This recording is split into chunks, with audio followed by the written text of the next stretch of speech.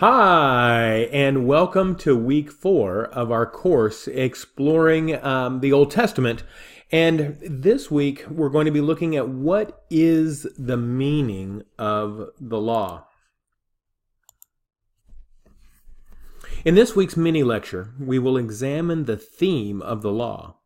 In our assignments this week, you will explore the content, organization, and purpose of the law.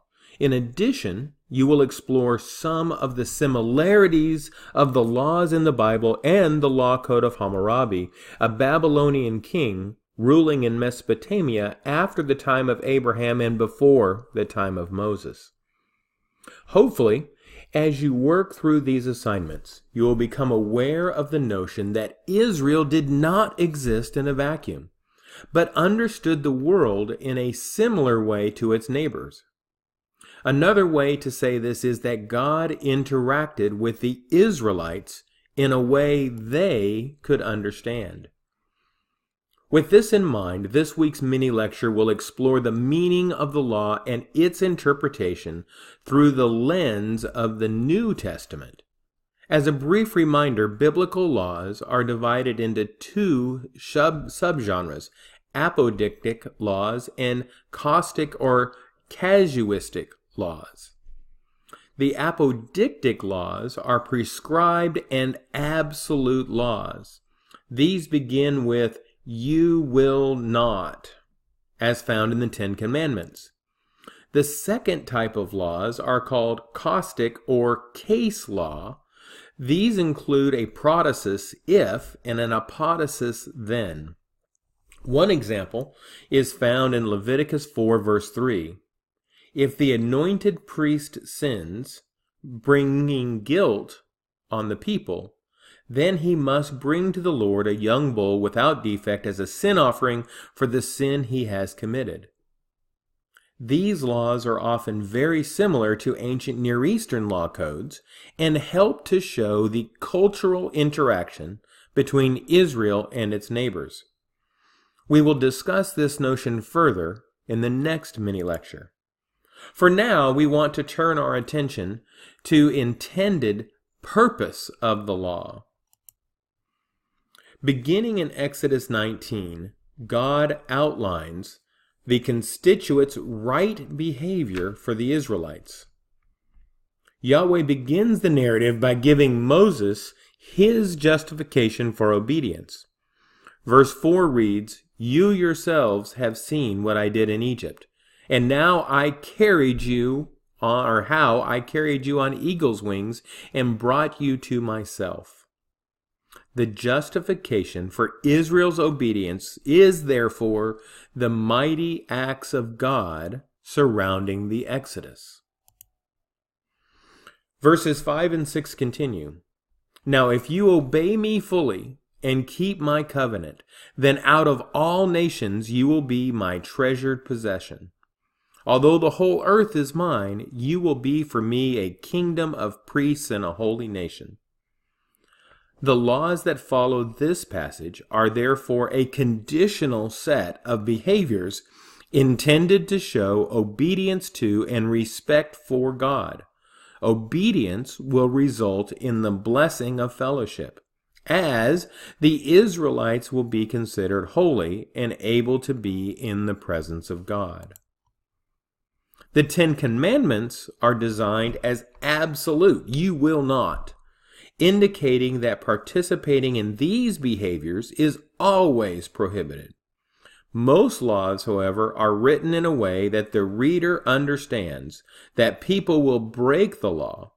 These caustic or case laws are written as when or if the law is broken, then here is the punishment. One example is in Exodus 21.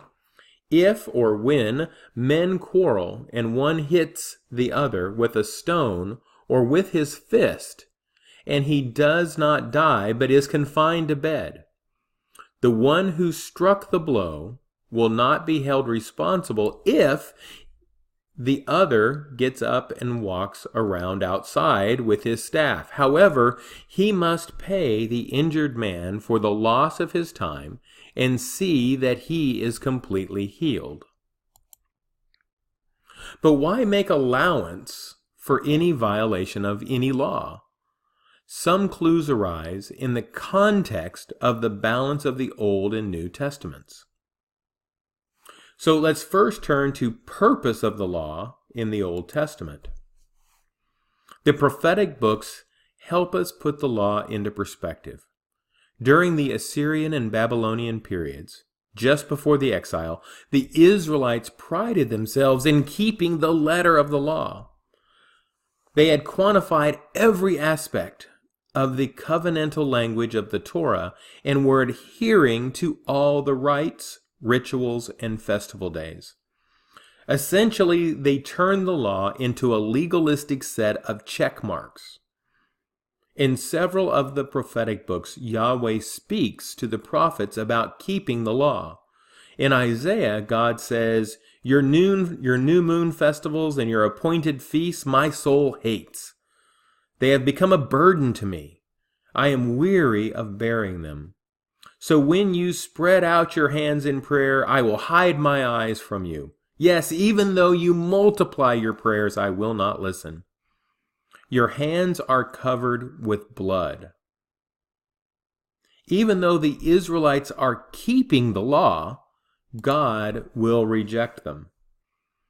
Another example comes from Amos. I despise your religious feasts.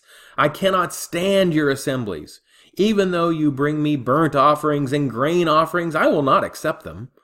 Though you bring choice fellowship offerings, I will have no regard for them. Away with the noise of your songs. I will not listen to the music of your harps. The people are following the actions described in the law, but they are missing the intent. The law is about more than a laundry list of behaviors. Fundamentally, the law is about the external behaviors that result from an inward love of God. In this way, the prophets are saying that doing the right thing for the wrong reasons is still wrong. The Israelites need to love the Lord your God with all your heart and with all your soul and with all your strength first, then obey the law out of love. The New Testament continues the unity of this theme. Matthew 22 echoes this idea. Jesus is asked, what is the greatest law? And Jesus replied, love the Lord your God with all your heart and with all your soul and with all your mind. This is the first and greatest commandment. And the second is like it. Love your neighbor as yourself. All the law and all the prophets hang on these two commandments. In Romans, the Apostle Paul adds a deeper understanding that the true purpose of the law was not to show how people could gain salvation through works, but just the opposite, that the law was designed to show the power of sin. Essentially, that no one is able to keep the law, and therefore no one is able to earn salvation. A good example of Paul's argument is found in Romans chapter 3. Now we know that whatever the law says, it says to those who are under the law, so that every mouth may be silenced and the whole world held accountable to God. Therefore, no one will be declared righteous in his sight by observing the law. Rather, through the law, we become conscious of sin. Let me say that again. Therefore, no one will be declared righteous in his sight by observing the law. Rather, through the law, we become conscious of sin. But now a righteousness from God, apart from the law, has been made known, to which the law and the prophets testify. This righteousness from God comes through faith in Jesus Christ to all who believe. There is no difference, for all have sinned, and all fall short of the glory of God.